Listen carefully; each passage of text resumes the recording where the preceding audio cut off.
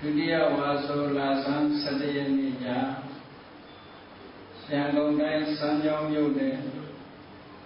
ဓမ္မစေတီလမ်းရှုစနစီပွားရေးတာဝန်အခမ်းအမှတ်905 ကချီနေဥက္ကန္တုဒေါခင်ခင်ဝေမိသားစုတို့၏နေအိမ်တိုက်ခန်းအတွင်းဝယ်ဆင်းရဲခြင်းပါပြုလုပ်အပ်သည့်ညဥယျာဉ်ဓမ္မသဘင်အခမ်းအနား၌ဟောကြားအပ်သောဘဝခရီးဝယ်ရွေးချယ်ရမည့်လမ်းတရားဒေသနာတော်ဒီကနေ့ညဓမ္မသဘင်အခမ်းအနားကိုရှင်ဘုန်းတော်သခင်ရှင်တော်မြတ်ဘုရား၏မဟာကရုဏာကုံအာယုံပြုကာတိကျူပတ်ဆိုအပ်သောဝန္ဒနာပနာမအာတိတဂါထာကိုရွတ်ဆိုပူဇော်ခြင်းဖြင့်စတင်ကြရအောင်ယောကပကောတိဟိပိအပမေယံကာလံကရွန်တော်တိတုကရာတိခေရံကတောလောကဟိတယာနာထောနမောမဟာကရုဏိတတတတယောနာထောဝိနိယမြာစွာတတဝါဤချမ်းသာစီးပွားလိုလားတောင်းတဂုံပေါင်းခါလည်းဖြင့်နာထမြညာခြင်းရှင်တော်မြတ်တရားသည်ကမ္မဂောတိဟိတိဂရေကဘာရေအတွက်သင်္ချာတို့ဖြင့်တော်လဲအဘမေယံရေအတွက်တိုင်းတာဖော်ပြခြင်းငါမစွမ်းနိုင်ပါသောကာလလေးအသင်ချေသိမ့်နေကဘာရှိကြသောကာလပတ်လုံးလောကဟိတယတတလောကဤအကျိုးစီးပွားအလုံးငါအတိဒုက္ခရာနိဥစ္စာအသက်ချေလက်အင်္ဂါမေတ္တာကြီးမာသမိတာနှင့်တထာဇနီဆွန်ရင်ကြီးဟုကျတိထဝေငါးဘက်အစုအလုံးခဲရင်သောဟုတို့ကိုကရုဏတော်ဘုရားဖြစ်ရန်ဤတန်ကျိုးကိုအထုတော်မူရသည်ဖြစ်၍ခေရအချင်းမျက်လုံးအသက်ဆုံးနဲ့နှလုံးစေဝံကိုရောဤပြမញ្ញင်းသောကတောဝဒနာတိကများစွာရောက်တော်မူခဲ့ရရှာလိမ့်မည်မဟာကရုဏီကတတတဝါများယဝေတာကဲ့သို့တနာချစ်ခင်မဟာကရုဏာအရှင်ဖြစ်တော်မူသောတသနာတသဝိနိယများစွာတတဝါဤချမ်းသာစီးပွားလိုလားတောင်းတဂုံပေါင်းခါသဖြင့်နာထမြညာထိုရှင်တော်မြတ်ဗျာအားနမောယုတိပြောင်းပြောမှန်ကိုလျော်မြစ်ကရောယုကျိုးရှိခိုးခြင်းသည်အထုဘဝတုစင်စစ်ပသွေဖြစ်ပါစေတည်း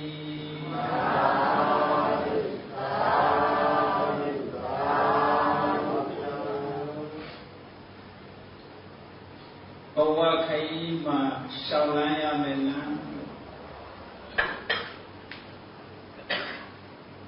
လူတိုင်းဘဝတစ်ခုရထားကြရထားတဲ့အခါကျတော့မိမိတို့ရဲ့ဘဝမှာဘာသာတရားတွေကလည်းအမျိုးစုံရှိဟောပြောတဲ့ပုဂ္ဂိုလ်တွေကလည်းအများယုံကြည်ချက်တွေကလည်းအများကြီးရှိတယ်။ဘာနဲ့ဥပမာတူတယ်လဲလို့ဆိုရင်ဒီဘုံကြီးတစ်ခုကြည့်လိုက်လမ်းဆောင်တွေကအများကြီးအဲ့ဒီလမ်းဆောင်ရောက်နေတဲ့ပုဂ္ဂိုလ်တရားမှာဘယ်လမ်းနဲ့လျှောက်ရမလဲဆိုလမ်းရွေးချယ်ဖို့ဆိုတာတော်ခင်းဘယ်လမ်းသွားရမလဲ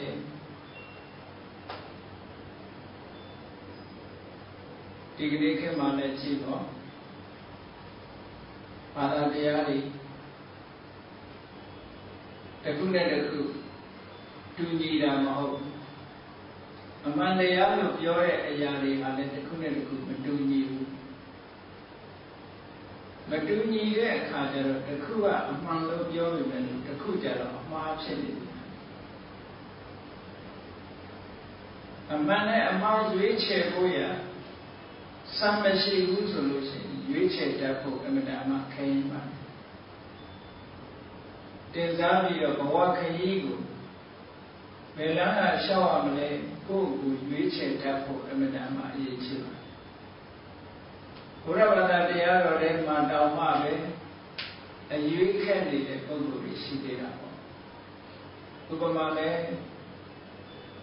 မြန်မာနိုင်ငံမှာကမ္မထန်ဒီအမျိုးမျိုးရိတ်တာအမျိုးမျိုးရှိတဲ့ထဲမှာတချို့ရိတ်တာကဘာကိုရှုရမယ်လို့ဟောတယ်တချို့ရိတ်တာကဘယ်ဟာကိုရှုရမယ်လို့ဟောတယ်အဲ့ဒီလိုဟောတာကိုစာပေကျမ်းကမကျွမ်းကျင်တဲ့ပုဂ္ဂိုလ်တယောက်အနေနဲ့စဉ်းစားလိုက်မယ်ဆိုလို့ရှိရင်ဘယ်လမ်းကပို့ပြီးတော့မှန်တယ်လဲဘယ်နည်းကပို့ကောင်းတယ်လဲဆိုတာပြောဖို့ခက်အဲ့ဒီလိုရွေးချယ်ဖို့ခက်နေတဲ့ပုဂ္ဂိုလ်တွေအတွက်ဘုရားမြတ်စွာကလမ်းကြောင်းတစ်ခုကိုရွေးချယ်ပေးတယ်ဘုန်းကြီးတို့တွေအဲ့ဒီလမ်းကရှောက်ရမယ်ဘဝခရီးသွားတဲ့အခါဘုရားရွေးပေးတဲ့လမ်းအမှန်တရားနဲ့ပတ်သက်ပြီးတော့တွေးဝေးစရာတွေဖြစ်လာလို့ရှိရင်မှန်ကန်တဲ့လမ်းကိုဘယ်လိုရွေးမလဲဆိုတာကိုဘုရားမြတ်စွာကကေသမုဒ္ဒိတုံးလို့လည်းခေါ်တယ်မြန်မာနိုင်ငံမှာထင်ရှားတာတော့ကာလမတုတ်လို့လည်းထင်ရှားတော်တော်များများကကာလမတုတ်လားအချို့အချက်ကလေးများကိုယူပြီးတော့ပြည့်ပြည့်စုံစုံမဟုတ်ဘဲနဲ့ဘုရားမြတ်စွာဟောထားတဲ့ကာလမတုတ်ထဲကအချို့အချက်ကိုယူပြီးတော့မပြည့်မစုံရေးသားထားကြတာလည်းရှိတယ်ဘုန်းကြီးကဒီကနေ့ကာလမတုတ်ကိုချုံးငုံပြီးတော့ကာလမတုတ်လားဘုရားဟောကြားတဲ့ရွေးချယ်ရမယ့်လမ်းဆိုတာပါလေဘုန်းကြီးတို့တွေဘဝခရီးကိုရှောင်လန်းတဲ့အခါရဲရဲဝံ့ဝံ့ပြတ်ပြတ်သားသားကိုယ်လမ်းကိုရွေးချဖို့ပေါ့မြတ်စွာဘုရားကလည်းထိုကဲ့သို့ရွေးဖို့ရအတွက်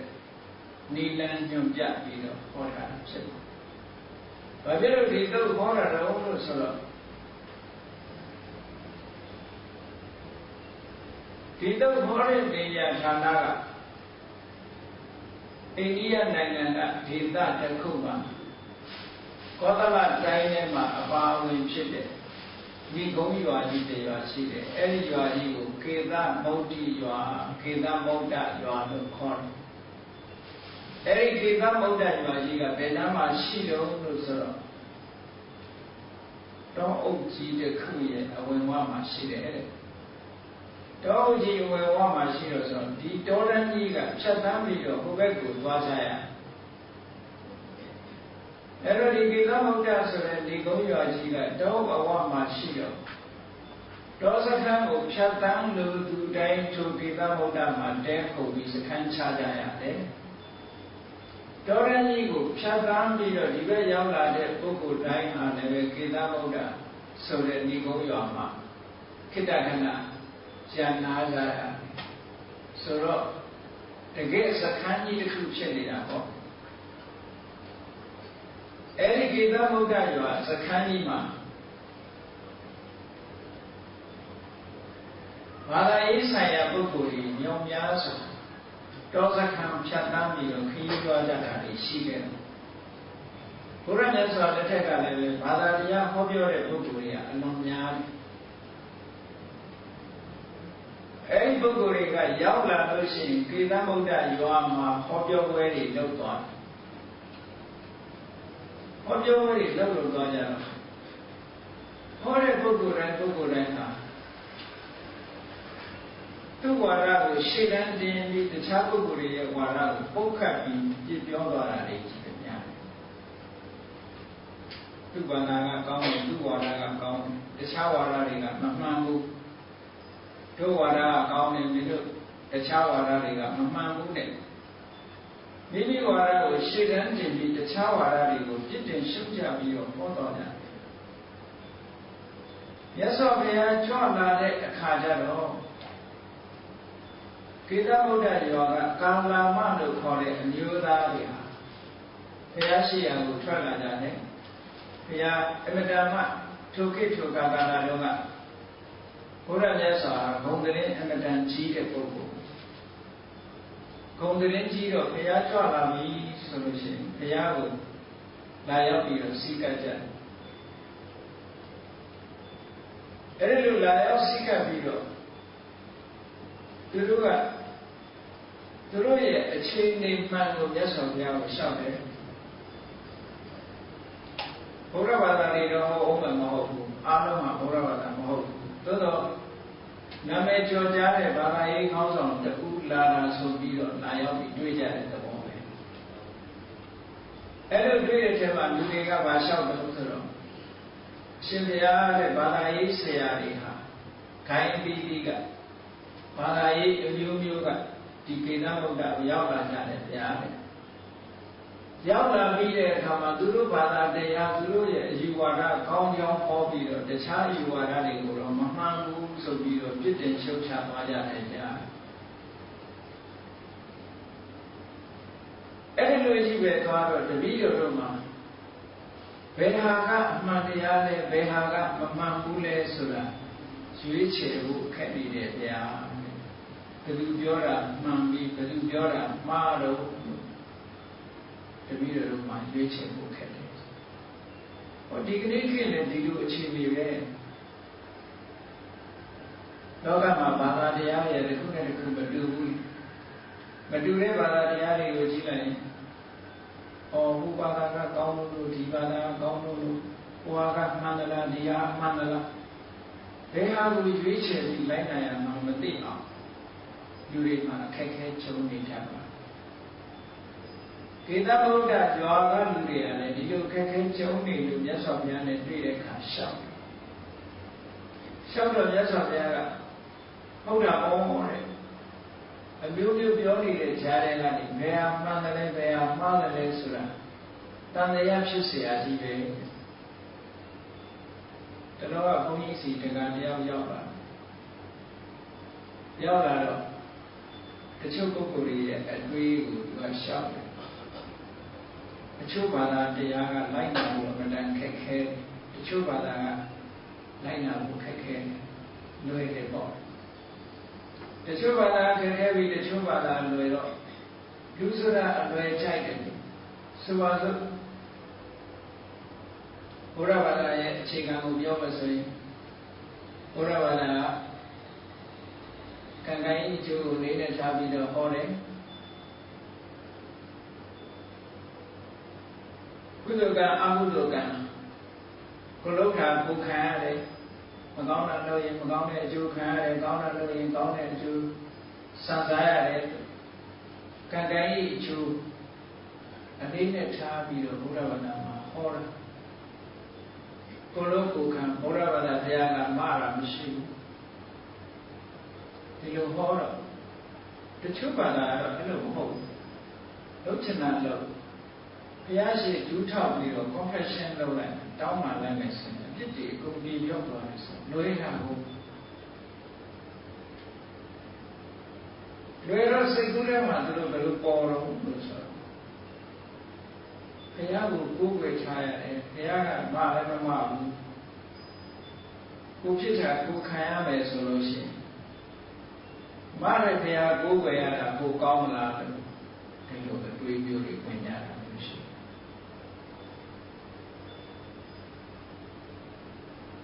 မရဘုရားကိုယ်ကိုယ်ရတာပို့ပြီးတော့မကောင်းဘူးလားအဲ့ဒါနဲ့ပတ်သက်ပြီးဘုန်းကြီးကပြောလိုက်တယ်အေးတကယ်ဟုတ်ရင်တော့မရဘုရားကိုယ်ကိုယ်ရင်ကောင်းတာပေါ့မမပဲနဲ့မရချင်းနေပြီးတော့ကိုယ်ကိုယ်ရင်တော့လူဖြစ်ရှုံးပြီဘုရားအားကိုးနဲ့လှုပ်ချင်ရလို့အချိန်ကျရင် confession လုပ်လိုက်လို့ရှိရင်အားလုံးပြပြောက်တယ်ဆိုတာသူပြောတဲ့အတိုင်းတကယ်ဖြစ်သလားမဖြစ်ဘူးလားဆိုတာတော့စဉ်းစားဖို့လိုတယ်ဖြစ်ရင်တော့လည်းအားကိုးစရာကောင်းတာပဲဟုတ်တယ်လေလူဆိုတာအလွယ်ကြိုက်တာပဲဘုန်းကြီးကဥပမာတစ်ခုပြောပြတယ် ပြစ်မှုတစ်ခုကိုကျူးလွန်ပြီးတဲ့အခါဥပဒေအရအရေးယူခံရပြီအဲ့ဒီအရေးယူခံရတဲ့အခါမှာဘုရားရှင်မှာ confession လုပ်လိုက်ပြီးတော့ဒီအပြစ်ကခွင့်လွှတ်ပါတရားရုံးမှာဖြောင့်ချက်ပေးပြီးဒီအပြစ်ကလွတ်ငြိမ်းချမ်းသာခွင့်တောင်းရင်လောကမှာရနိုင်သလားမရနိုင်နော်လက်တွေ့အားဖြင့်မရနိုင်တာကိုရတယ်လို့ထင်ပြီးတော့ပြစ်မှုကျူးလွန်တဲ့ပုဂ္ဂိုလ်ကိုရုံးမနေပဲဘူးလားလောက်ချင်တာလုံးမယ်တရားရုံးကြတော့ငါဖြောင်းချက်ပေးလိုက်မယ်ဖြောင်းချက်ပေးလိုက်တာနဲ့တကယ်နဲ့ပြစ်မှုတွေအားလုံးဘယ်လိုမျိုးလွတ်စေဆိုမရဘူးလားရပါဘူးလူလုံးတဲ့ဥပဒေကတော့မရဘူးဆိုရင်တဘာဝတရားကလှုပ်ထားတဲ့ဥပဒေဘယ်လိုလုပ်ရမလဲဆိုတော့သူကစဉ်းစားပါအဲ့ဒီချက်လောကမှာအပြောနဲ့တင်ကလောကမှာအများကြီးရှိတယ်တကယ်လက်တွေ့မဖြစ်ဘူးနော်တကယ်လက်တွေ့မဖြစ်တာတွေအများကြီးရှိအဲ့တော့ကိုလို့ရင်ကိုခံရတယ်ကိုကြိုးစားရင်ကိုဆံရတယ်ဆိုတာအလုံးကျေနပ်တဲ့ဘုန်းကြီးတော်ကဘာဖြစ်လို့လဲဆိုအရာရာဘုံဘုံကတည်တာနိလက်တွေ့ကြတော့လည်းမဟုတ်ဘူးလားဆိုဟုတ်တယ်ကလေးတွေစာဝတ်ဖြစ်တဲ့ကလေးတွေကြီးကိုစားချက်ကိုရတာပဲလေကိုစားရင်ကိုဝတာပဲသူများစားတာထိုင်ကြည့်ရင်ကိုမဝဘူးပေါ့လက်တွေ့တကယ်ကို practical ကြတာဘုရားတရားတော်တကယ် practical ကြတာဘုရားကိုခံရတယ်ဆိုတကယ်လက်တွေ့မှလည်းဟုတ်တယ်ကိုကြိုးစားရင်ကိုဖြစ်တာမကြိုးစားရင်မဖြစ်ဘူး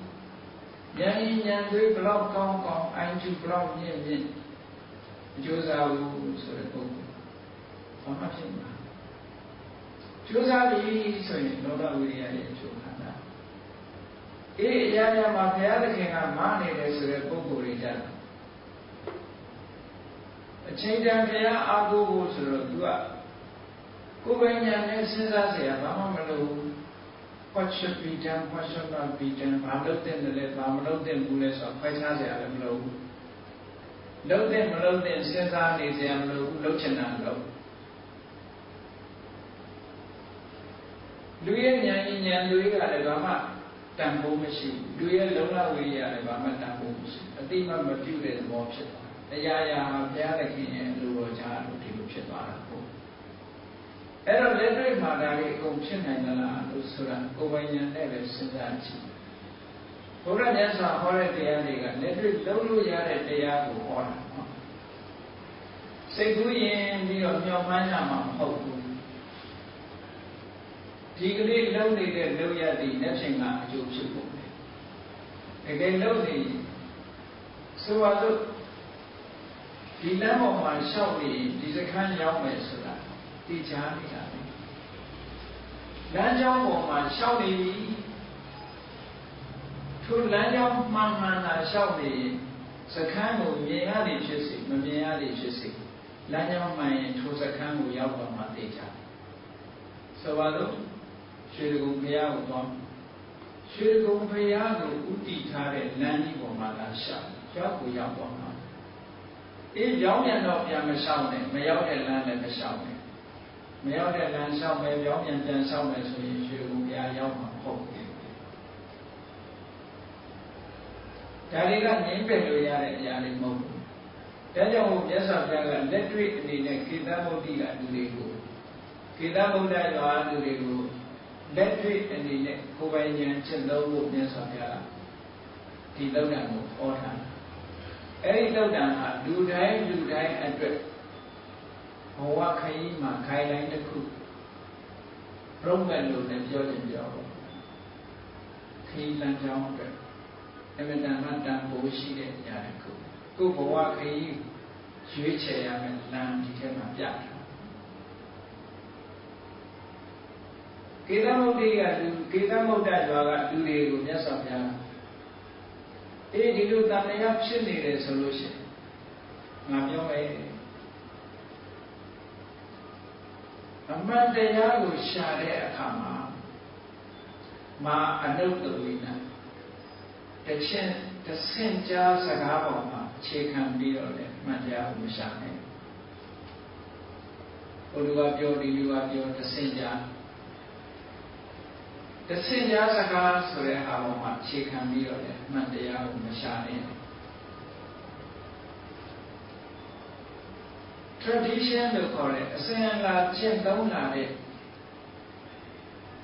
အစဉ်အလာယုံကြည်ချက်တွေနဲ့လည်းပဲမှန်တရားကိုမရှာနဲ့။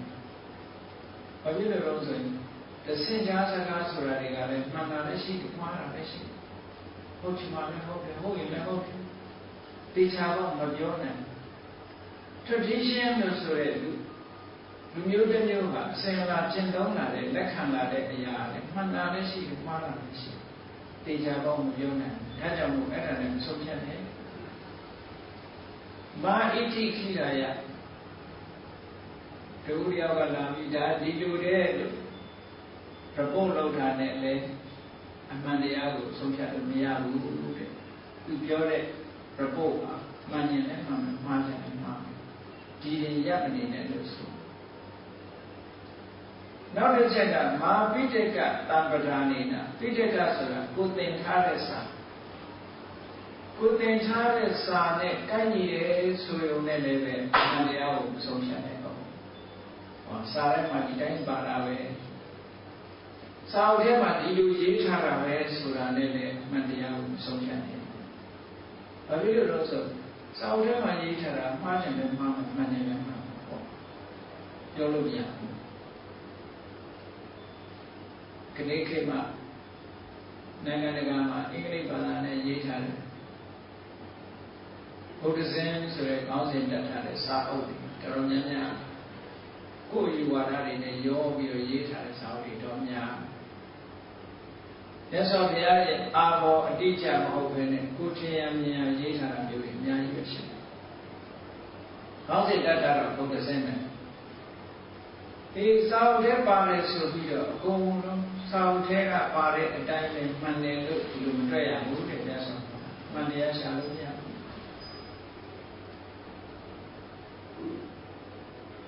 နောက်တစ်ခုကအမှန်တရားကိုရှာတဲ့နည်းတစ်နည်းရှိတယ် logic လို့ခေါ်တယ်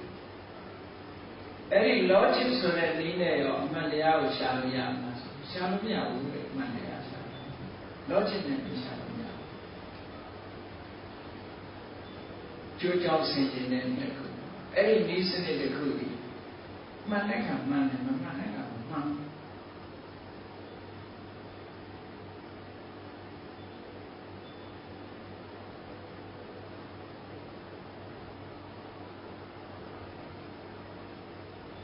ကျိုးကြောင့်ဆင်ញင်တယ်ဆိုတာ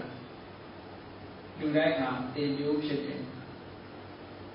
ဥပဆိုတဲ့လူဟာလူဖြစ်တယ်ဒါကြောင့်ဥပဟာတေမျိုးဖြစ်တယ်ဟောဒီအချက်တော့မှန်တယ်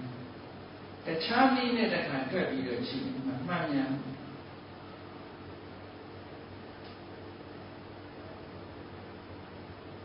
ငှက်ဒီဖြူတော့အယောင်ရှိတယ်ကိုဖြူတဲ့ငှက်တကောင်ကိုကြည့်ပြီးငှက်ဟာဖြူတယ်ဒါကြောင့်မို့ကြီးကန်းကြီးဖြူတယ်လို့ဆိုရင်မှားတော့ညာပဲကြအဲ့ဒါလို့ logic နည်းနဲ့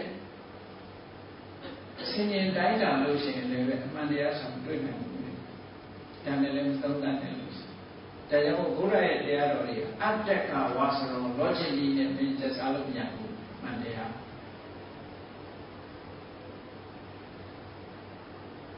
တခါတလေကျတော့ inference လို့ခေါ်တဲ့အနုမာနဆိုတာမှန်းဆပြီးတော့ကြည့်တာဆိုပါတော့တရားပင်ကတရားဒီတစ်လုံးကိုဒီပင်ကတရားဒီကိုဆွတ်ပြီးတော့စားကြည့်လိုက်တယ်တရားဒီကချင်းတဲ့တရားဒီတွေ့တော့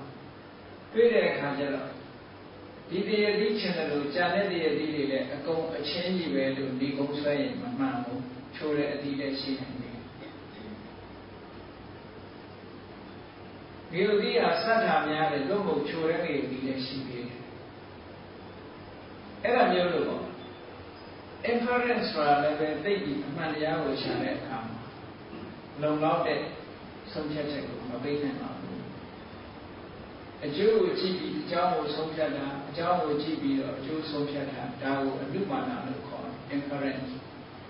အဲ့ဒါနဲ့လည်းအမှန်တရားဆိုတာဆုံးဖြတ်လို့မရဘူးတဲ့မြတ်စွာဘုရားလောကမှာအမှန်တရားကိုလူတွေလက်ခံနေကြတာဒါတွေပေါ်မှာအခြေပြုနေကြတယ်နောက်တစ်ခုကအာကာရပရိဝိတက်ကဝိသန္နလို့ခေါ်တယ်ကျိုးကြောင်းဆင်ခြင်ပြီးတော့ကြည့်ဒါတွေကတော့အကြောင်းနဲ့အကျိုးနဲ့စီလျော်တယ်လို့ဆိုပြီးတော့အမှန်တရားကိုရှာလို့မရဘူးတဲ့အဲ့ဒါလွယ်တဲ့အခါလွယ်သွားနိုင်တယ်ဒါကြောင့်တေချာတဲ့အရာမဟုတ်ဘူးနောက်တစ်ခုလူတွေကအမှန်တရားကိုရှာတဲ့အခါမှာဘာနဲ့ရှာလို့ရှိဒိဋ္ဌိနေစာနဲ့ခန္တီးရကိုယ်ကအမျိုးမျိုးတွေးခေါ်ပြီးတော့ကြိုက်နေတဲ့လို့ယူထားတဲ့အယူဝါဒနဲ့ကိုက်နေလို့ရှိရင်လက်ခံကြတယ်။ဟာငါကြိုက်တဲ့အယူဝါဒနဲ့တွေ့ငါအချင်းနဲ့ကိုက်ငါအမြင်နဲ့တော့မှန်တယ်လို့ဆိုပြီးတော့ကိုယ်အမြင်လေးနဲ့မှန်လို့ရှိရင်လည်းမှန်တရားလို့ဒီလိုလက်ခံကြတယ်။အဲ့ဒါလည်းပဲစိတ်ချရတဲ့အရာတစ်ခုမဟုတ်ဘူး။နောက်တစ်ခုလူတွေကအမှန်တရားကိုရှာတဲ့အခါမှာဒါလေးကတော့မှတ်သားထိုက်တယ်ဟုတ်တယ်ယုတ်တိရှိတယ်ဆိုတာလေးနဲ့အမှန်တရားကိုလက်ခံကြတယ်ရှေ့ဆက်မစင်စားဘူးဒါလည်းပဲစိတ်ချရတဲ့အကြောင်းတရားတစ်ခုမဟုတ်ဘူးနောက်ဆုံးတစ်ခုမြတ်စွာဘုရားကမာတမနောနောကလူဒီပုဂ္ဂိုလ်ကြီးကတော့တို့ရဲ့ဂုရုကြီးပဲဆရာကြီးပဲသူပြောတာတွေမှန်ရမယ်လို့ဒီလိုလဲသွားပြီးဆုံးဖြတ်တယ်ဂုရုမဆရာပြောတာပဲဆရာစကားဆိုပြီးတော့မှန်တရားလို့ဒီလိုမဆုံးဖြတ်ပါနဲ့အခုပြောခဲ့တဲ့အချက်တွေကအမှန်တရားကိုဆုံးဖြတ်တဲ့အခါမှာအာဟုယုံကြည်လောက်တဲ့အကြောင်းတရားတွေမဟုတ်ဘူးတဲ့မြတ်စွာဘုရားကအာဟုယုံကြည်လောက်တဲ့အကြောင်းတရားဆိုတာကိုယ်တိုင်လက်တွေ့သိတဲ့ပုံမှာအခြေပြုပါကိုယ်တိုင်သိထားတဲ့အချက်ပုံမြတ်စွာဘုရားကဟောတယ်အေးလောဘဆိုတဲ့သဘောတရားဒေါသဆိုတဲ့သဘောတရားမောဟဆိုတဲ့သဘောတရားပြည့်ရှိသလားအပြည့်မရှိဘူးလားမြန်မာလိုပြောပါဆိုရင်ငရဲရှိသလားမရှိဘူးလားကိုယ့်အကိုစဉ်းစားကြည့်ပေါ့ငရဲရှိတာမကြည့်တာပြည့်ရှိတာမရှိတာဘာနဲ့တိုင်းတာလဲဒေါသဖြစ်လာပြီဆိုလို့ရှိရင်ထင်ရှားတယ်လည်းခုပြောကိုယ်စိတ်ထဲနှလုံးထဲမှာဒေါသဆိုတာဝင်လာတာနဲ့တိုင်းနဲ့စိတ်နှလုံးရဲ့အေးချမ်းမှုပြီးလက်လို့ဆုံးရှုံးသွားတာဒါသိကြပါဦးငြိမ်းချမ်းတဲ့စိတ်ကလေးကိုမှမရှိတော့ဘူးပင်ကိုတည်ငြိမ်တဲ့စိတ်ကလေးပျက်စီးသွားအဲ့ဒါဒီမဲ့အပြစ်ဖြစ်သွားပြီပေါ့ဒါဒီပဲဆိုးကျိုးခံရပြီပဲနောက်ဘဝငရဲရောက်တာမရောက်တာအသာထားဒေါသဆိုတာလေးကဖြစ်လာတာကောင်းမလားမကောင်းမလားစဉ်းစားကြည့်ဖြစ်လာတဲ့အချိန်ကနှလုံးသားကိုပူလောင်စေအရာရာကိုမချင်မနှက်ဖြစ်လာအတွေးတွေကလည်းပဲရိုင်းဆိုင်တဲ့အတွေးမျိုးတွေတွေးလာတဲ့ဒေါသဖြစ်လာလို့ရှိရင်ပြုံးရှင်တဲ့မျက်နှာပျက်စီးသွားတယ်လူတကူလုံးအလားဆက်တုံးလာတယ်ပြင်းထန်လာလို့ရှိရင်ဟောပါဇက်ကပြောပြီးဆိုတဲ့အခါမှာလည်းကျင်နာတဲ့စကားလုံးမထွက်ဘူးတဲ့မကြောက်မနာတာစကားမျိုးတွေကိုပြောရဲလာလုပ်တဲ့အလုပ်ကလည်းပဲကိုယ့်အတွက်နေနာမဲ့အလုပ်တွေသူများအတွက်နေနာမဲ့အလုပ်တွေဟောဒါမျိုးတွေလုပ်အဲ့တော့ဒေါသမှာလက်တွေ့ကြကြစဉ်းစားပြီးတော့ကြည့်လိုက်လို့ရှိရင်သူများကိုလုပ်တာမလုပ်တာအသာထားကိုယ့်ရဲ့နှလုံးသားနဲ့ဖြစ်လာတဲ့အချိန်ကစတည်ငြိမ်မှုတွေဆုံးရှုံးသွားတာကလူတိုင်းသိတဲ့အခါပဲခါတိုင်းလိုပျော်ရွှင်နေတာတွေဆုံးရှုံးသွားပြီငြိမ်းချမ်းနေတဲ့စိတ်ကလေးဆုံးရှုံးသွားပြီနောက်ဆုံးမှာသွေးလိုယောဂရှိရင်သွေးတက်သွားမယ်နှလုံးယောဂရှိတဲ့ဆိုဟာတက်ရသွားမယ်ချက်ချင်းတောင်းရပြီဒါထင်ရှားတဲ့တာရကအဲ့လိုကိုယ်တိုင်သိနေတာဒေါသကောင်းမလားမကောင်းဘူးလားဆို ကောင်းမှုလို့ပုဂ္ဂိုလ်တိုင်းဆုံးဖြတ်ချက်ချရပြီပေါ့မြတ်စွာဘုရားကအဲ့ဒါကိုဟောလို့ဖြစ်ပါတဘာဝတရားတွေဘယ်ဘုရားကပဲဒေါသကောင်းတယ်လို့ဒီလုံချင်တာတွေလို့ငါရှိဝန်ခံလိုက်လို့ရှိရင်အပြစ်တွေအကုန်ပြောက်သွားဖြစ်ပြီးသားအပြစ်တွေဘယ်လိုလုပ်ပြောက်ဒေါသကြောင့်ဖြစ်လာတဲ့အကျိုးဆက်တွေဆုံးရှုံးပြီးသွားပြီနှလုံးသားထဲမှာအမုန်းတရားဝင်လာတာနဲ့တကြိုင်နဲ့အေးချမ်းတဲ့စိတ်နှလုံးတွေဟာဆုံးရှုံးသွားပြီတည်ငြိမ်တဲ့စိတ်ကလေးတွေဆုံးရှုံးသွားပြီ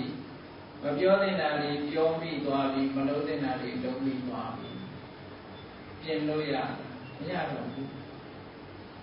What should be done cannot be undone လုပ်ပြီးသားတဲ့ကူကမလုပ်ဘူးလို့ပြောလို့မရတော့ဒီတွေကမှားပြီးချွတ်ချော်တဲ့အားတစ်ခုဖြစ်သွား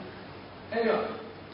ဒီလောဘဒေါသဆိုတဲ့သဘာဝတရားဟာပြစ်ရှိတာလားမရှိဘူးလားပြစ်ဆိုတာဘာလို့မကောင်းတဲ့အကျိုးတွေပေးတာအပြစ်ပဲ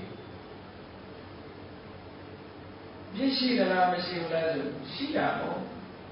ပညာရှိတွေကချီးမွမ်းတယ်လားကဲ့တယ်လားဆိုကဲ့တာပေါ့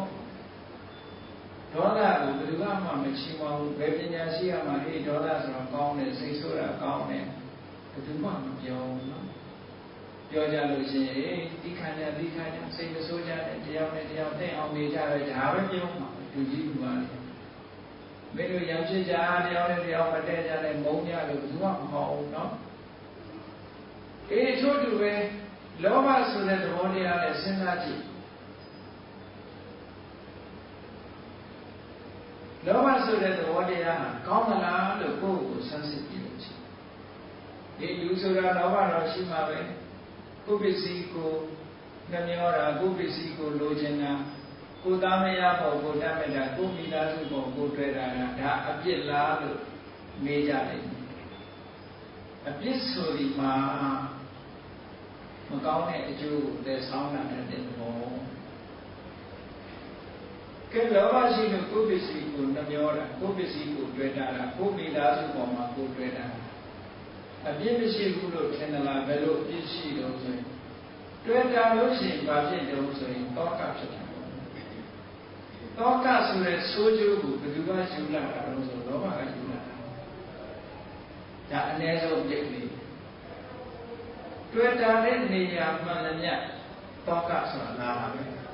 တောကဆိုတာကောင်းတဲ့အရာလားဆိုမကောင်းဘူးစိတ်ကူတဲ့ရရှိတဲ့ပုဂ္ဂိုလ်တွေပို့ပြီးတော့ဆိုလေးမိခင်မိဘတွေသာသမီတွေနဲ့ပတ်သက်လာအချိန်တန်လို့အိမ်ပြန်မရောက်ဘူးဆိုလို့ရှိရင်တမျိုးမျိုးနဲ့အိမ်မပြောစားဖြစ်လာအမျိုးမျိုးတွေးတယ်လေအပြင်ထွက်သွားပြီဆိုရင်ဘာများဖြစ်လာမလို့ကားရှိတဲ့ပုဂ္ဂိုလ်ကလည်းကားမောင်းသမားနဲ့အပြင်လွတ်လိုက်ရပြီဆိုရင်ကားအိမ်ပြန်မရောက်မချင်းတိုက်ညာလာမလားမှောက်ညာလာမလားနဲ့တော့ကရှိမရှိတဲ့တောကဖြစ်ပစ္စည်းရှိတဲ့သူကလည်းပစ္စည်းအတွက်ကြောင်းကြသာသမီရှိတဲ့ပုဂ္ဂိုလ်ကသာသမီအတွက်ကြောင်းကြအဲ့ဒါလောဘကပေးတဲ့ပြဿနာတွေပေါ့လောဘကပေးတဲ့ problem တွေပဲလောဘမရှိဘူးဆိုလို့ရှိရင်ဒါတွေဟာငြိမ်းနေမှာပဲသိကြတယ်အဲ့ဆိုဘုရားဟောတော့ပိယတော်ဆိုင်လေးတော့ကိုရှင်းရှင်းလေးပဲချစ်ခင်တွေ့တာမှုဒီတောကကိုဝေဖွာပေးတတ်သည်ဆိုလူတွေကတော့ကြိုးစားတယ်လေတောကကင်းဖို့ရအတွက်ကြိုးစားတယ်သို့တော့တစ်ဖက်ကချစ်ခင်တွေ့တာမှုကြီးတော့မလျှော့ဘူးဆိုတောကပဲလျှော့လို့ရမှာတော့အကြောင်းနဲ့အကျိုးကဆက်နေတာအဲ့ဒါဒီပြင်လည်းကြက်ကဲဒီလောဘကို control လုပ်ရင်လည်းမလုပ်ဘူးဆိုလို့ရှိရင်ဒီလောဘကဘာဖြစ်လာတော့လို့ဆိုကိုယ်ပစ္စည်းလိုချင်တဲ့လောဘတွေကိုယ်ပစ္စည်းတွေမကဘူးသူများပစ္စည်းကလိုချင်လာပြီဆိုရင်ကြာဆုံးမှုတွေဖြစ်သွားတယ်ခုံမှုတွေဓမြတိုင်မှုတွေကြာဆုံးမှုကျူးလွန်မှုတွေဟာဟောဒီလေလောဘကြောင့်ဖြစ်နေတာအဲ့တော့လောဘရဲ့အပြစ်ကဘယ်လောက်ထင်ရှား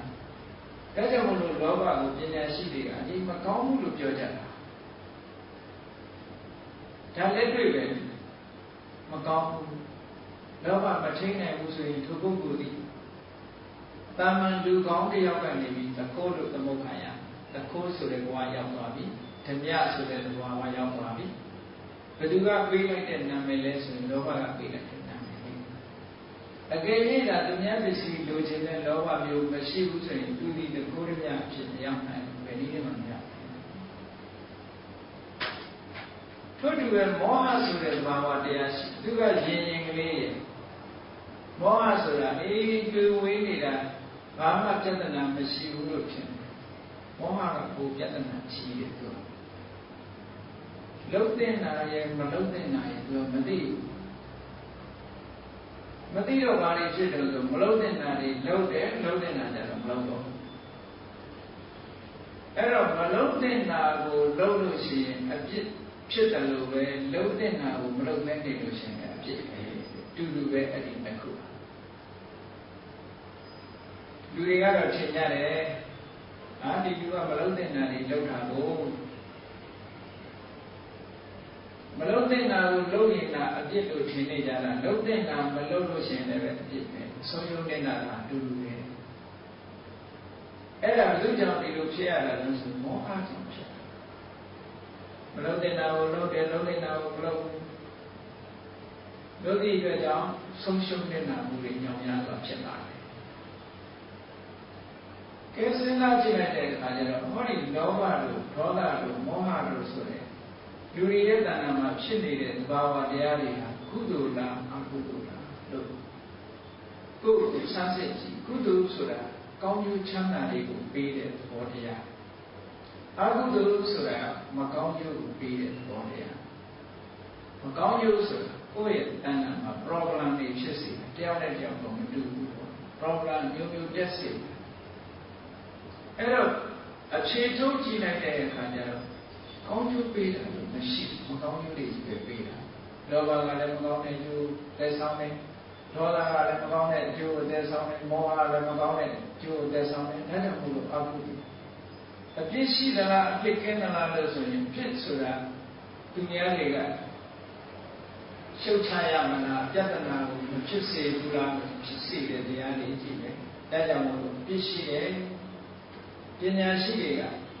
ကဲ့ရဲ့ရှုတ်ချရမယ့်တရားလားပညာရှိတွေကချီးမွမ်းတဲ့တရားလားဆိုတော့တကယ်ပညာရှိတွေကရှုတ်ချတဲ့တရားတွေဒါတွေကမကောင်းဘူးလို့ရှုတ်ချတဲ့တရားတွေရှိတယ်အဲ့ဒီတရားတွေကိုလက်ခံကျင့်သုံးနေတဲ့ပုဂ္ဂိုလ်တယောက်ဒီကောင်းကျိုးချမ်းသာရသလားဆိုရင်မရဘူး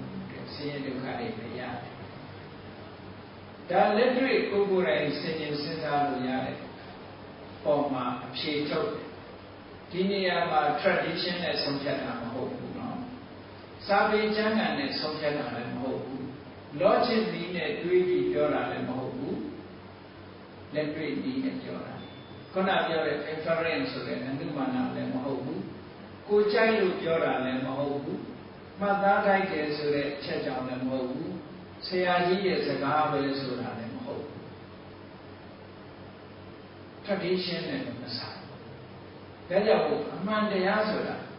ခုနပြောတဲ့ tradition တွေတို့ report တို့ ERC တို့ဒါတွေနဲ့ဆုံးဖြတ်ရမယ့်ဟာတွေမဟုတ်ဘူးတဲ့ကိုယ်တိုင်လက်တွေ့နဲ့ဆုံးဖြတ်ပါမြတ်စွာဘုရားလောဘဒေါသမောဟဆိုတဲ့ဒီတရားတွေရှိနေတဲ့ပုဂ္ဂိုလ်တယောက်ဒီမကောင်းတာတွေလုပ်နေတယ်မလုပ်ဖို့ကအမှန်တမ်းအရေးကြီးတယ်လုပ်တယ်ဆိုတဲ့ကမှားယွင်းမှုတစ်ခုဖြစ်သွားကောင်းတယ်မကောင်းတယ်ဆိုတာနဲ့ပတ်သက်ပြီးတော့ဘာနဲ့ဆုံးဖြတ်ကောင်းတယ်မကောင်းဘူးဆိုတာကိုကြိုက်မကြိုက်နဲ့ဆုံးဖြတ်လို့မရဘူးကိုကြိုက်ရင်ကောင်းကိုမကြိုက်ရင်မကောင်းဘူးဒီလိုမဟုတ်ဘူးဓမ္မပဒမှာမြတ်စွာဘုရားကစံကလေးပေးတာမကောင်းဘူးဆိုတာဘာပြောတာလဲမကောင်းမှုဆိုတာနတ္တံကမ္မံကတံသာတုယံကတ္တဝအနုတ္တပတိယတအတုလူခောရောဓံဝိပါကံပတိတိမကောင်းတဲ့အမှုဆိုတာဘယ်လိုမှယံကတ္တဝအနုတ္တပတိလုတ်ပြီးတဲ့နောက်ကျတော့မှားလိုက်လေခြင်းဆိုပြီးစိတ်ထဲနှလုံးထဲမှာပူလောင်စေတတ်တဲ့အလုပ်မျိုးမကောင်းဘူး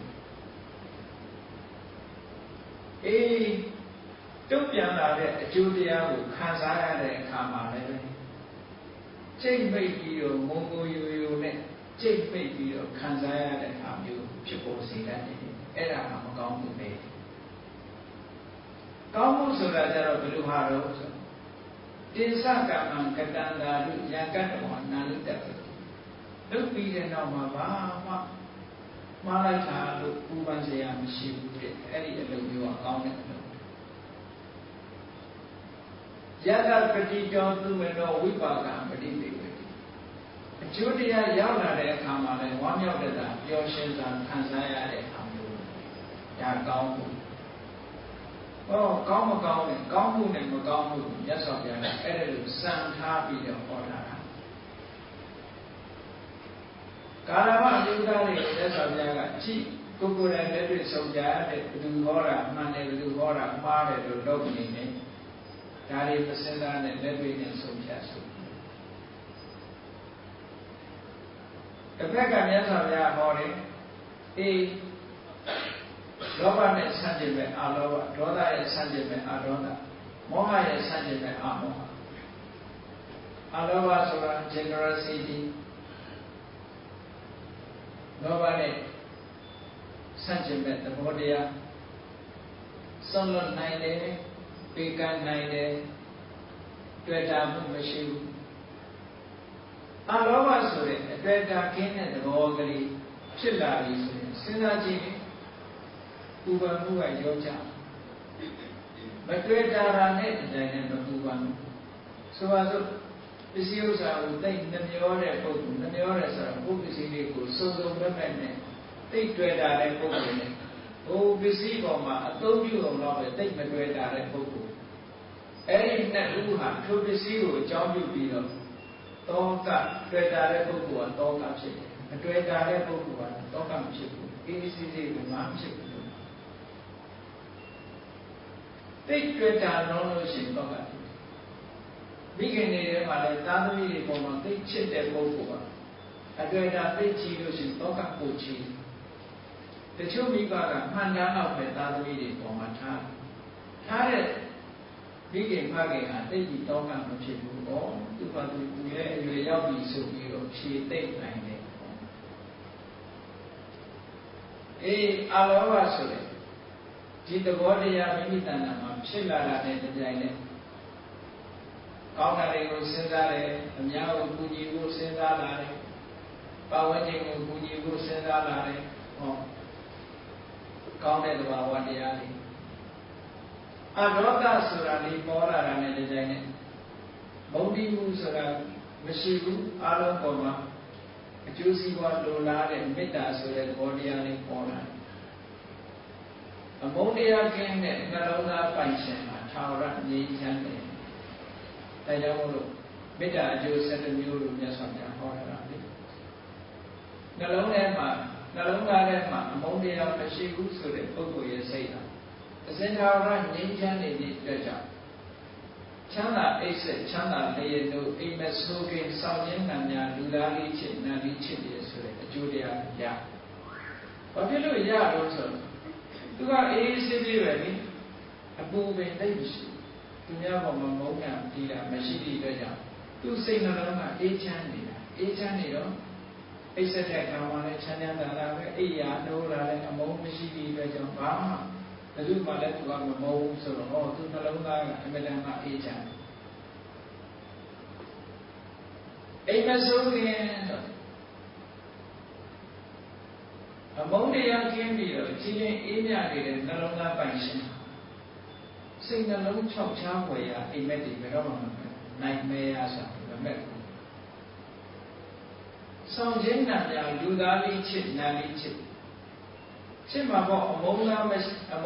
မရှိတဲ့နှလုံးသားပိုင်ရှင်ရဲ့မျက်နှာမှာစင်ထာဝရကြီးပြီးတော့နေတာမုန်းတိမှုရှိတဲ့ပုဂ္ဂိုလ်ရဲ့မျက်နှာကြတော့အဲ့ဒီလိုမဟုတ်ဘူးဘေးကလူကကိုသိတာမျက်နှာကြည့်လိုက်တာနဲ့ဒါကြောင့်မို့အရိုက်ထဲပြောတယ်ပေါ့သူ့လုံးစားစားနေတာကြည့်နိုင်မယ်ဆိုပြီးမျက်နှာကတင်းမာနေတဲ့ပုဂ္ဂိုလ်ကြီးကြတော့ဟုတ်ကဲ့ဘာဝကျင်ကအလုံးလျောက်ကိုမုန်းတယ်သူဘာဖြစ်လို့သူမျက်နှာကလည်းတင်းမာနေတာ သူနှလုံးသားကလည်းရှင်နေအေးချမ်းမှုမရှိသည့်အတွက်ကြောင့်ဘယ်သူကမှမပြုံးနိုင်ဘူးမပြုံးနိုင်တဲ့အတွက်ကြောင့်သူကဆက်ဆံရေးတွေကြချစ်ခင်တဲ့ပုဂ္ဂိုလ်တွေနေလာဒါမျိုးကအမြဲတမ်းဆက်ဆံပြီးတော့ထင်ရှားတဲ့ကိစ္စတွေပဲဒီအရောဂဆိုတဲ့သဘာဝတရားဟာဒေါသကိုဖယ်ရှားပြနိုင်ပါလေအလောဘဆိုတဲ့သဘာဝတရားကလည်းလောဘကိုဖယ်ရှားပြနိုင်လောဘကိုဖယ်ရှားခြင်းလို့ရှိရင်အလောဘကိုထူထောင်ရကိုယ့်ရဲ့စိတ်ထဲ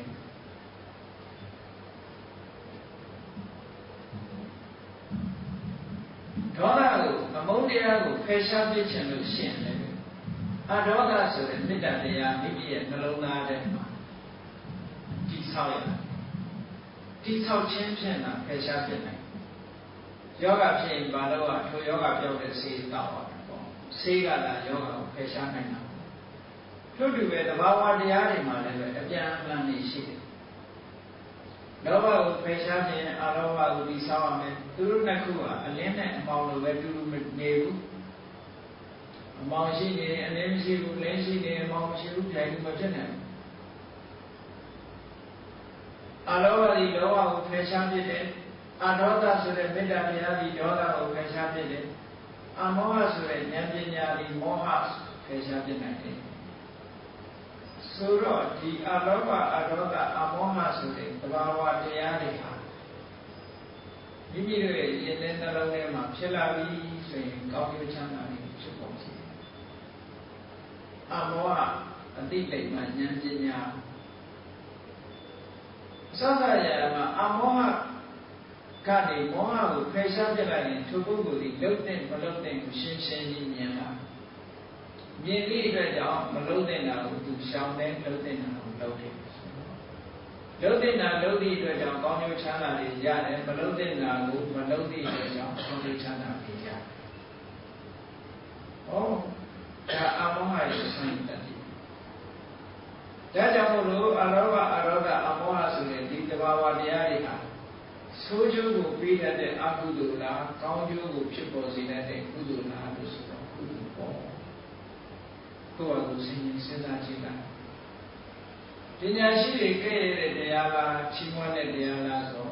လူတွေကချီးမွမ်းတဲ့တရားပဲပညာရှိတွေချီးမွမ်းတဲ့တရားပဲ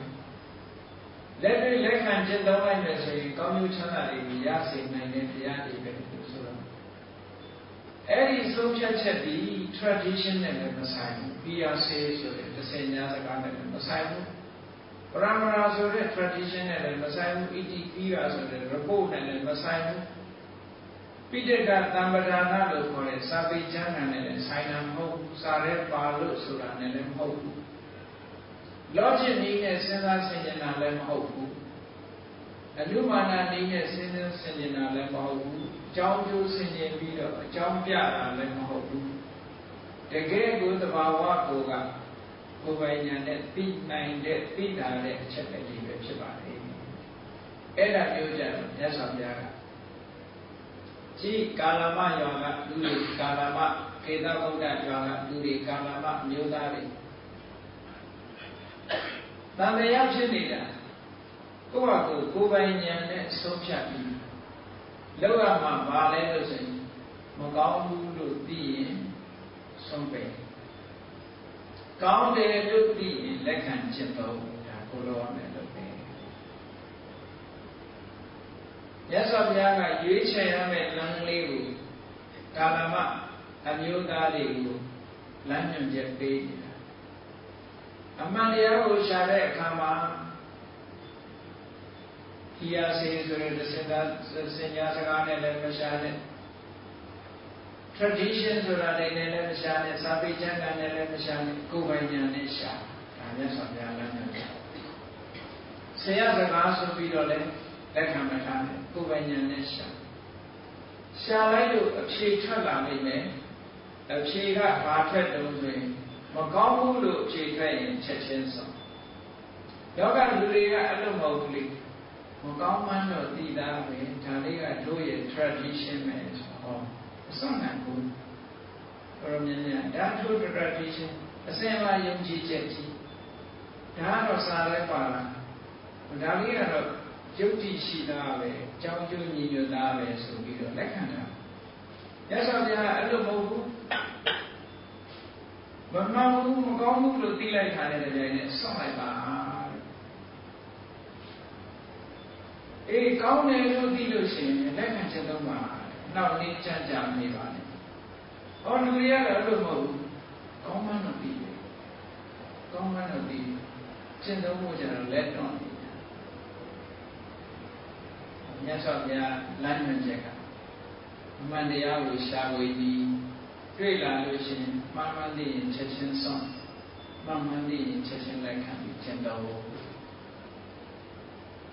ဒါလူတရားအတွက်ကိုယ်တူဒီအတွက်ဒါလုံလောက်နေသို့တော်မြတ်စွာဘုရားကာလမတ်တုံမှာဆက်ဟောတယ်လူဆိုတာတဲ့တယောက်တည်းနေတာမဟုတ်ဘူးအနည်းဆုံးမိသားစုနဲ့နေတာဆိုဆိုင်ရမည်ရှိ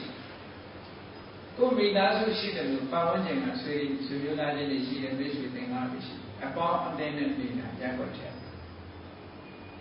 အပေါင်းအသင်းနဲ့နေတဲ့အခါကျတော့ဘယ်လိုနေရမလဲဆိုရင်လမ်းညွှန်ချက်ကမြတ်စွာဘုရားဒီတုတ်တန်မှာဆက်ပြီးဘယ်လိုနေရမလဲလို့ဆိုရင်အပေါင်းအသင်းနဲ့မှနေလို့ရှိရင်လူတွေကြားထဲမှာနေအမုန်းတရားကိုဖယ်ရှားပြပြီးကိုယ် society member တွေရဲ့ကောင်းကျိုးချမ်းသာကိုလိုလားတဲ့စာအများကောင်းကျိုးကိုမှဆောင်ရွက်မယ်ဆိုတဲ့စိတ်လေးမွေးထားပါအဲ့ဒါကိုမေတ္တာလို့ခေါ်တယ်အဲ့ဒီမေတ္တာတရားနဲ့ society မှာနေပါလို့ပြောတယ်အဲ့ဒီလိုမေတ္တာတရားနဲ့နေတဲ့အချိန်မှာဒုက္ခရောက်လာတဲ့ပုဂ္ဂိုလ်တွေလည်းတွေ့လာတယ်ဒုက္ခရောက်လာတဲ့ပုဂ္ဂိုလ်ကြတော့အဲ့ဒီဒုက္ခကလွတ်ရလွတ်ကြောင်းဝိုင်းဝန်းကူညီဖြေရှင်းပေးပါကရုဏာတဲ့အဲ့ဒါsociety ထဲမှာတချို့ကအောင်မြင်ကြီးပွားနေတဲ့ပုဂ္ဂိုလ်တွေရှိတယ်အဲ့လိုအောင်မြင်ကြီးပွားလာတဲ့ပုဂ္ဂိုလ်တွေကြတော့ဝမ်းမြောက်လိုက်ပါတဲ့ appreciate it try သဘောပေါက်ပြီးတော့ဝမ်းမြောက်ဝမ်းသာဖြစ်ပါမဖြစ်ရင်ဘာဖြစ် jealousy ဖြစ်မနာလိုဝန်လိုမှုတွေဖြစ်တာမေတ္တာမထားနိုင်ဘူးဆိုလို့ရှိရင်အမုန်းတရားတွေကိုယ့်ရဲ့နှလုံးသားထဲမှာရောက်လာတာနဲ့တည်းနဲ့တကျဉ်းသားတရားဆိုတာမလာတော့ဘူးကြီးပွားလာတဲ့ပုဂ္ဂိုလ်နဲ့တွေ့လည်းပဲဝမ်းသာမှုဆိုတာမဖြစ်ဘူးမဖြစ်ရင်စီလုံးညီညွတ်ရေးဆိုတာလိုမများနိုင်ဒီကနေ့ကမ္ဘာလောကလူတွေမှာမေတ္တာကရုဏာမုဒိတာဒီတရားတွေမပွားများပဲနဲ့ကဘာကြီးငြိမ်းချမ်းရေးကိုရှားနေဘယ်တော့မှမတွေ့နိုင်ဘူးကဘာငြိမ်းချမ်းရေးမပြောနဲ့မိသားစုလည်းတော့ငြိမ်းချမ်းရေးမတွေ့နိုင်ဘူးဒီတရားမပါပဲဒီတရားပါမှသာလေစိတ်မှန်တဲ့ငြိမ်းချမ်းရေးဆိုတာရနိုင်တယ်ကိုယ်တိုင်းကိုကပထမငြိမ်းချမ်းကိုယ်တိုင်းငြိမ်းချမ်းခြင်းပါလို့ဆိုရင်ပါဝန်းကျင်ကပုဂ္ဂိုလ်ရဲ့အကျိုးကိုလိုလားပါမေတ္တာဆင်းရဲဒုက္ခရောက်လာတဲ့ပုဂ္ဂိုလ်ကိုကူညီပါကရုဏာချမ်းသာလာတဲ့ပုဂ္ဂိုလ်ကိုဝမ်းမြောက်ဝမ်းသာဖြစ်ပါမုဒိတာကဲလူလောကဆိုတာချမ်းသာတာလည်းဒုက္ခနဲ့တူပဲဆင်းရဲတာလည်းဒုက္ခနဲ့တူပဲစိတ်လှုပ်ရှားမှုကင်းကင်းနဲ့အေးအေးချမ်းချမ်းနေခြင်းနဲ့ဆိုရင်တော့ဥပိ္ပခာရဲ့သဘောတရားကမြန်မာလူမျိုးတွေမှာဥပိ္ပခာကိုအဓိပ္ပာယ်ကောင်းလွဲနေသူကသိပြီးပေါ်ပြတ်တယ်မေတ္တာလည်းအစပါပဲကရုဏာလည်းတာတယ်မုဒိတာလည်းတာဥပိ္ပခာဆိုတဲ့သဘောတရားကလူဆိုတာဒုက္ခနဲ့သူဖြစ်တာဆဲသွားရင်လည်းငါဆဲရမလားလို့စိတ်မဆိုးဥပိ္ပခာပါလာရောက်ပြီးတော့ချီးမွမ်းပြီးတော့အကူကြီးပေးတယ်အော်ဒီကောင်ကတော်တယ်ငါ့ဘောမှာချီးမွမ်းပေါ်ရတယ်ငါ့ကိုကူကြီးပေါ်ရတယ်ဆိုပြီးတော့လည်းဝမ်းမသာဘူးဆိုလိုတာကစိတ်ဓာတ်အလွန်တည်ငြိမ်တဲ့ပုဂ္ဂိုလ်အနေအထားမျိုးကိုဥပိ္ပခာလို့ခေါ်တာစိတ်ကဒါတည်ငြိမ်စိတ်ဓာတ်သာတည်ငြိမ်တာလှုပ်ရှားရှိတာသူကလှုပ်နေဆိုပါတော့တတ္တဝါတူအကူကြီးလိုနေတရားကဆဲပြီးတော့ခိုင်းစိတ်ဆိုးလုပ်ပြီး တယောက်ကချော့ပြီးတော့ခိုင်းဝမ်းမတာလုတ်ပြီးအဲ့ဒါဥပိ္ပခာဝမ်းတာတယ်လို့စိတ်ဆိုးနေတယ်လို့ဆိုတာကစိတ်ဟာ balance မရှိတော့တည်ငြိမ်မှုမရှိတည်ငြိမ်မှုမရှိတဲ့သဘောကိုပြတာဥပိ္ပခာမှာတည်ငြိမ်မှုမရှိဘူးဆိုတာမရှိဘူးဒါကြောင့်ဥပိ္ပခာကိုဘာသာပြန်တဲ့အခါကျတော့ equanimity လို့ပြန် calmness mental calmness စိတ်ဓာတ်တည်ငြိမ်နေစိတ်ဓာတ်တည်ငြိမ်နေတာတော့အခုမြန်မာတွေကဘယ်လိုလေးပဲကောက်လဲဆိုလို့ရှိရင်ဥပိ္ပခာဆိုတာအေးကိုလည်းမတည့်တဲ့လူဒီကောင်မခေါ်မပြောနေလိုက်ဥပိ္ပခာပြုတ်ခါခေါ်မပြောသူစကားလည်းမပြောဘာမှမလုပ်တာဥပိ္ပခာလို့ဒီလိုတယ်ဟုတ်အဲ့ဒီဥပိ္ပခာတမျိုးအဲ့ဒီမုံမြတ်တဲ့ဟာမဟုတ်ဘူးမုံမြတ်တဲ့ဥပိ္ပခာဆိုတာသူလုံးတာကိုခယူဆိုင်ပြီးတော့မနေဘူးလုံးတဲ့နာလုံးဒါမှတကယ်ဥပိ္ပခာဆဲလည်းခယူမဆိုင်ဘူးလုံးတဲ့နာလုံးပဲနော်ချီးမွမ်းနေရင်လည်းခယူမဆိုင်ဘူးလုံးတဲ့နာလုံးလုံးတဲ့နာကိုလုံးပြီးစိတ်ဓာတ်ကတော့တည်တည်ငြိမ်ငြိမ်ထားတယ်အဲ့ဒါမှတကယ်ဥပိ္ပခာလုံးတဲ့နာလုံးဆိုလိုတာကဥပိ္ပခာဒီတတ္တဝါတွေကိုလိတိရှုတာမဟုတ်ဘူးပုဂ္ဂိုလ်ကိုလိတိရှုတာမဟုတ်ဘူးတဲ့ပုဂ္ဂိုလ်လုံးတဲ့အပြုအမူကိုလိတိရှုတယ်သူပြောချင်တာတွေပြောပါစေဘယ်မဆိုင်ဘူးငါလုံးတဲ့နာငါလုံးပါမယ်အဲ့ဒါမှဥပိ္ပခာရသော်ဘုရားရှင်ကိုရောမြတ်ကကြည့်လေဝတ္တကေဒေဝတ္တတိသသောရိအင်္ဂုလိပါလေ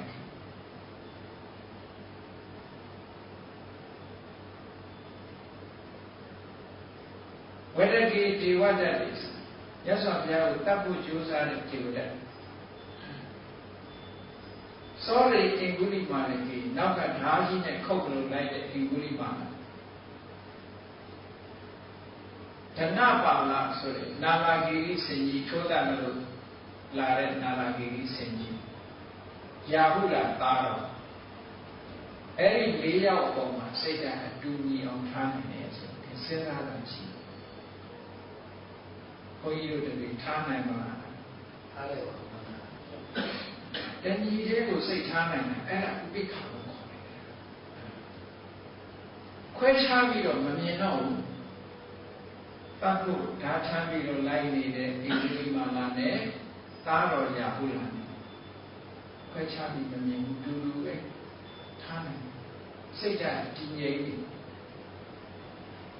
ဘာကြောင့်လို့မြတ်စွာဘုရားစိတ်ဓာတ်တည်ငြိမ်လို့ဆိုဘုရားကလောဘမှာမရှိတာဒေါသမှာမရှိတာဘယ်လိုက်တယ်ဆိုတာလောဘလိုဒေါသတွေပဲလိုက်တာလောဘဒေါသမောဟကပဲလိုက်တာလောဘဆိုရင်ဘယ်လိုက်ပြီးသံဃာကတိဒေါသဆိုရင်လည်းဘယ်လိုက်ပြီးဒေါသကတိအမှန်မသိရင်လည်းဘယ်လိုက်တယ်မောဟကတိကြောက်လို့ဘယ်လိုက်တယ်ဒေါသကတိပဲဘယ်ရာကတိဟောအဂတိ၄ပါးဆိုဒီမှာလောဘဒေါသမကင်းတဲ့ပုဂ္ဂိုလ်တွေမှာလောဘဒေါသရဲ့ရင်းရိုင်မှုလို့ဆိုပါတယ်လောဘဒေါသကင်းတဲ့ပုဂ္ဂိုလ်ရဲ့စိတ်ဓာတ်ငြိမ်နေပြီ balance ဖြစ်နေပြီ equanimity အမြဲတမ်းတိမှတ်တည်ငြိမ်နေတာဟိုဘက်အစွမ်းဒီဘက်အစွမ်းလှုပ်ရှားရင်းရင်မရှိဘူးတိမှတ်တည်ငြိမ်သွားတာအဲ့ဒီလိုဖြစ်အောင်မေတ္တာကရုဏာမုဒိတာဆိုတဲ့တရားတွေပွားများပြီးတဲ့အခါအဆင့်အမြင့်ဆုံးဖြစ်တဲ့ဥပိ္ပခာတရားကိုပွားရတယ်အဲ့ဒီလိုဥပိ္ပခာတရားပွားလိုက်ပြီဆိုရင်ဒီပုဂ္ဂိုလ်ကတကယ်သူတော်စင်ဖြစ်သွားအလွန်မြင့်မြတ်သွားပြီကြည့်လေမေတ္တာဆိုတဲ့နှလုံးသားကနည်းနည်းစိတ်လှုပ်ရှားမှုရှိမငြိမ်ဘူးသူကအကျိုးစီးပွားတွေတတ္တဝါတွေချမ်းသာကြပါစေဆိုတဲ့သူကလှုပ်ရှားမှုတွေရှိကရုဏာနဲ့ကနာတဲ့စိတ်ဆိုတော့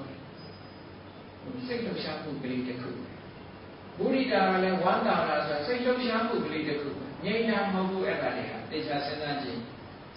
ပေါ့ကိုယ်စိတ်တွေကိုဝမ်းသာနေတာရဲ့စိတ်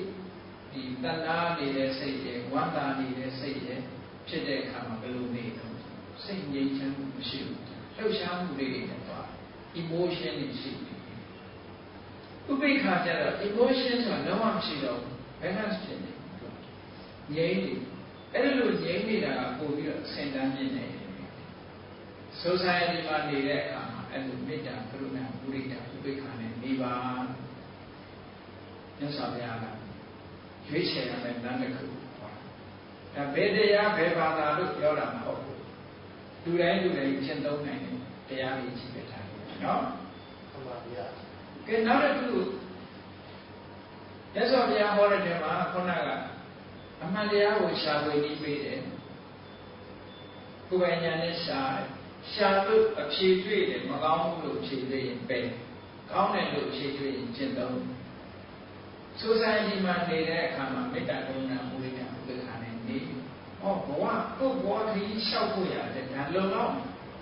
လူတယောက်ပဲလုံလောက်ဒါပေမဲ့ပြဿနာလေးတစ်ခုကကျန်နေတယ်မဖြေရှင်းနိုင်တဲ့ပြဿနာတစ်ခုကျန်နေတယ်ဘာကျန်နေတော့ဆိုကဲဘုန်းကြီးတို့တွေစဉ်းစားကြည့်နောင်ဘဝဆိုတာတို့ဖြစ်အောင်ပါလားဒီလိုလည်းတွေ့ကြတယ်သိပ္ပံလည်းတွေ့ကြလို့ရနောင်ဘဝဆိုတာရှိတယ်မရှိတချို့ကမရှိဘူးဟောတယ်တချို့ရှိတယ်ပေါ့ဘာသာတရားတွေမှာနော်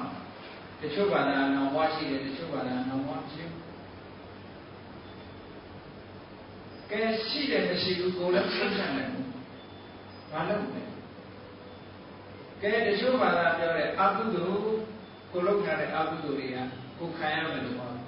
တယ်ဒီတချို့ဘာသာကြတော့ကိုခံရမလို့ထာဝရဘုရားရှိခိုးထောက်ပြီးတော့တောင်းပန်နိုင်လို့ရှိရင်အကုသိုလ်တွေကဆန်းဆိုတာတရားအကုန်လွတ်သွား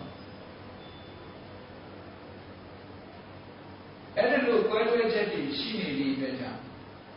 မိမိတို့ကိုယ်ပိုင်ဉာဏ်နဲ့ခုနကလောဘဒေါသမောဟအလောဘအဒေါသအမောဟကိုတွေးတောဆင်ခြင်လို့ဆင်ခြင်သုံးသပ်လို့ရတဲ့အဖြေမျိုးရနိုင်ပါမလားရနိုင်ဘူးနော်တကယ်လို့ဘဝနောက်ဘဝကိုဘယ်လိုလုပ်ပြီးတော့ဖြေရှာမလဲနောက်ဘဝဖြေဖို့မှလားမဖြစ်ဘူးလားကိုလုပ်ရတဲ့အကုသိုလ်တွေအကျိုးခံရအောင်မှလားမခံဘူးလားအကုသိုလ်တွေကအကျိုးပေးတယ်လားမပေးဘူးလားဆိုတာဒီနဲ့ပတ်သက်လာလို့အဖြေမထုတ်နိုင်ဘူးတဲ့အဲ့ဒီလိုအဖြေမထုတ်နိုင်တဲ့အခါမှာမြတ်စွာဘုရားတေချာတာလို့ဆိုပြီးတော့မှအဖြေမထုတ်နိုင်တဲ့အခါကျတော့တေချာတဲ့လမ်းကိုရွေးခိုင်းတာဘယ်လိုရွေးဘယ်လိုကဲကောင်းပြီငါဒီဘဝလူတော်လူကောင်းဖြစ်အောင်နေလိုက်လူတော်လူကောင်းဆိုတဲ့စံနဲ့ကတ်ဒီဘဝလူတော်လူကောင်းဖြစ်အောင်နေလိုက်လူတော်လူကောင်းဖြစ်အောင်နေလိုက်လို့ရှိရင်နောက်ဘဝရှိတယ်ဆိုရင်လည်းပဲ okay ပဲနောက်ဘဝငါကောင်းတဲ့ဘဝရောက်နောက်ဘဝမရှိဘူးဆိုလည်း okay ပဲပါလို့လူကောင်းအောင်ဖြစ်သွားကဲတစ်ခါစလုံးမကောင်းဘူးလားကောင်းပါကောင်းပါဒီဘဝမှာကိုယ့်ကိုလူတော်လူကောင်းဖြစ်အောင်လုပ်ခြင်းဖြင့်နောက်ဘဝရှိရင်လည်းကောင်းတဲ့ဘဝရောက်ဖို့သိကြတယ်နောက်ဘဝမရှိဘူးဆိုလည်းငါဒီဘဝလူကောင်းပဲဟောနှစ်ဖက်ကောင်းတဲ့ညီကိုကြွေးကဲအကုသိုလ်တွေတချို့ကအကျိုးပေးတယ်လို့ပြောတယ်တချို့ကလည်းconfession လုပ်လိုက်ရင်အကုသိုလ်ကအကျိုးမပေးဘူးလို့ပြောတယ်ဘယ်ဟာကမှန်မလို့ကိုယ်ဆုံးဖြတ်တယ်မဆုံးဖြတ်နိုင်လို့ရှိရင်တေချာတာတော့အကုသိုလ်ဘယ်လိုပဲနေလိုက်ပေါ့လေဟုတ်တယ်သူကပဲသူများတက်လို့ရှိရင်ငဲကြည့်တယောက်ကမကြည့်ဘူးပြောတယ်ဆိုတော့ကဲမတတ်ဘဲနေလိုက်ပေါ့မတတ်ဘဲနေလိုက်တော့အဖြစ်ကိုယ့်ကဒီဘဝမှာလည်းချမ်းချမ်းသာသာနေရတယ်အကုသိုလ်ကအကျိုးပေးတယ်ဆိုရင်လည်းကိုယ်ကမတတ်တဲ့အတွက်ကြောင့်အကျိုးပေးစရာမရှိဘူးအကုသိုလ်ဆိုတာမရှိပါဘူးလို့ပြောတဲ့ပုဂ္ဂိုလ်ရတယ်ကိုယ်ကလုံးဝမလုံးတာတော့မလုံးချင်းကြောင့်လည်းကိုယ်မှမရှိဘူးအကျိုးမပေးခြင်းကြောင့်လည်းကိုယ်မှမရှိဘူးဆိုတော့နှစ်ဖက်နှလုံးကောင်းသွားဟုတ်တယ်မလားအကုသိုလ်ကိုယ်တိုင်ကလုံးဝမလုံးတာမလုံးသည့်အတွက်ကြောင့်အကုသိုလ်ကအကျိုးပေးတယ်ဆိုလို့ရှိရင်ကိုယ်ကမလုံးသည့်အတွက်ကြောင့်အကျိုးပေးပါဘူးတချို့ပုဂ္ဂိုလ်တွေအကုသိုလ်ကအကျိုးမပေးပါဘူးအကုသိုလ်ဆိုတာမရှိဘူးဆိုလို့ရှိရင်အကုသိုလ်မရှိဘူးဆိုရင်ပုံမှန်ကြတာတော့ကိုယ်ကိုယ်တိုင်လည်းလုပ်လည်းမလုပ်ဘူးမရှိလည်းမရှိဘူးဆိုတစ်ခါတော့မကောင်းဘူးလားအဲ့ဒါကာလမတုံမှာမြတ်စွာဘုရားကဘဝခရီးမှာရွေးချယ်ရမယ်လားမြတ်စွာဘုရားကငါတရားကောင်းတယ်လို့မဟောဘူးဘဝခရီးလျှောက်တဲ့အခါမှာတန်တရားဖြစ်เสียရတယ်ကြုံလို့ရှိရင်ဒီလမ်းကနေရွေးချယ်ပြီးတော့ရှောင်းလို့ဖြစ်အဲ့တော့ဘဝမှာဘာမှစလို့စလောင်ဖြစ်နေเสียမလိုဘူး အခုမြတ်စွာဘုရားခင်းပြီးတော့ပြီးတော့ဩဝါဒလမ်းကြောင်းအတိုင်းရှောက်လို့ရှိရင်တို့ဟာငရဲကြီးတယ်လားငရဲမကြီးဘူးလားငါလောက်ကောင်းလားမလောက်ကောင်းဘူးလားမေးကြဘာမှမလုပ်တော့ဟုတ်ကဲ့လောက်ကောင်းလားမလောက်ကောင်းဘူးလားနဲ့မေးကြရင်ဘာမှမလုပ်ဘူးအပြစ်ဖြစ်တာဆိုရင်မလောက်ကောင်းမလောက်ရဘူးသိနေလောဘဒေါသမောဟနဲ့ဆိုရင်ကောင်းအလောဘအဒေါသအမောဟနဲ့ဆိုရင်ကောင်းတယ်လောက်ကောင်းမလောက်ကောင်းအဲ့ဒီနဲ့သူကရှိနေပြီတဘာဝပဲမြတ်စွာဘုရားဟောတာတဘာဝကိုဟောတာမိဆိုတာတော့တဲ့နှစ်ပေါင်း2500လဲပူတာပဲဒီကနေ့လဲပူတာပဲနောက်လဲပူအောင်ပါပဲဘယ်သူကင်ကြီးကတော့လောက်ပါပဲပူစေမှာပဲမြတ်စွာဘုရားဟောတဲ့ဓမ္မဆိုတာ natural law the law of nature ဘယ်သူမှပြောင်းလဲပြစ်လို့မရတဲ့တဘာဝတရားကြီးကိုမြတ်စွာဘုရား discover ဘုရားကတွေ့ဒီတရားဘုရားကဖန်ဆင်းတာခေါရမမြတ်စွာဘုရားဗုဒ္ဓအနေနဲ့ဖန်ဆင်းတာတခုမှမရှိဘူးတဘာဝတရားကိုသိမြင်တာတွေ့ရှိတာအဖြေတွေ့ရှိထားတာတဘာဝတရားကိုသိအဲ့ဒီတွေ့ရှိချက်တရားဘုန်းကြီးတို့တွေလိုက်တာကျင့်သုံးဖို့ဆိုပြီးတော့ကာလမတုတ်မှာမြတ်စွာဘုရားကဟောကြားထားတာဖြစ်ပါတယ်အဲ့ဒီမြတ်စွာဘုရားဟောကြားတဲ့တုတ်တန်ကိုပဲရှင်းလင်းပြီးတော့ညမှာလို့ဘဝခရီးမှာရွေးချယ်ရမယ်လမ်းလို့အမည်ပေးပြီးတော့ဟောတဲ့တရားဒီနေရာမှာပဲပြည့်စုံပြီးဖြစ်ပါတယ်။ဒါကြောင့်မို့လို့မြတ်စွာဘုရားရွေးချယ်ပေးတဲ့လမ်းကနေလျှောက်ပြီးတော့ငြိမ်းချမ်းသာယာတဲ့နောက်ဆုံးမှာအေးချမ်းဆုံးဖြစ်တဲ့နိဗ္ဗာန်ချမ်းသာကိုကိုယ်စီကိုယ်ကမြင်မောပြုနိုင်ကြပါစေကုန်သတည်း။